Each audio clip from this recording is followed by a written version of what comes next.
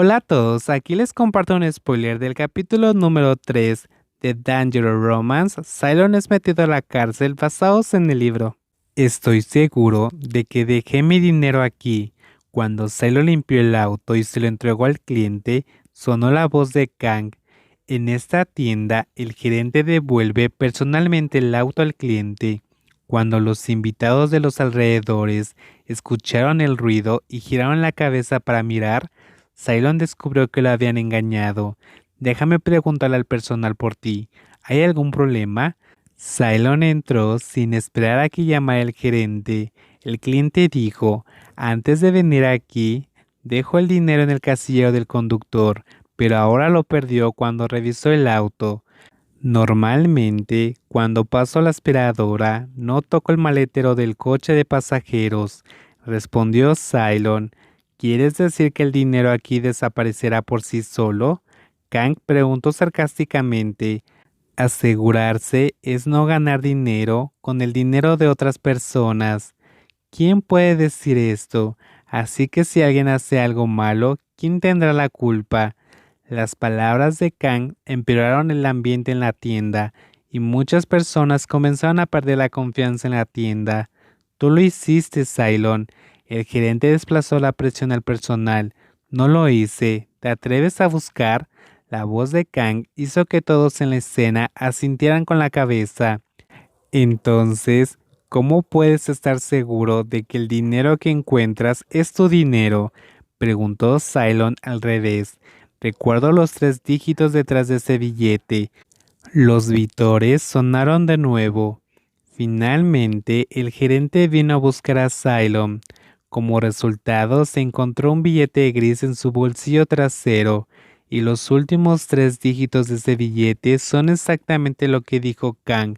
Cylon, el gerente lo miró decepcionado, y al mismo tiempo, algunos ojos también lo miraban. Yo no lo hice. Toda la evidencia está aquí. ¿Todavía quieres poner excusas? La gerencia reprende y regresa para disculparse con los clientes por el comportamiento de los empleados. Este cliente, ¿quieres ir a la policía? No quiero hacer un gran problema. El dinero está de vuelta de todos modos. No me importará un pescado podrido, siempre y cuando alguien más no esté interesado sin razón. Kang miró al pescado apestoso que sostenía su mano, con ojos negros enojados mirando fijamente. Pero Cylon todavía es bueno para controlar sus emociones y no armar un escándalo aquí, pero eso deja a Kang completamente complacido. La tienda aún no debería necesitar este tipo de empleados antes de que empeore.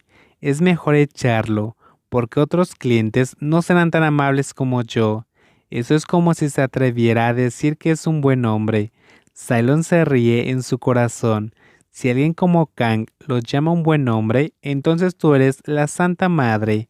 Mientras tanto, otros empleados de la tienda sabían que Cylon no era un ladrón de poca monta, pero todos se quedaron quietos y no dijeron nada. Incluso el gerente no pudo hacer nada, solo escuchar a los invitados.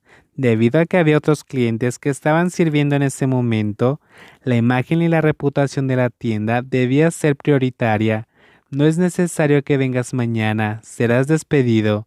Cylon se quedó quieto sin esperar que tal cosa sucediera. Debería haber recibido un salario y pagado la deuda con su hermano. Cylon no se enoja ni culpa a los demás porque es su propio comportamiento.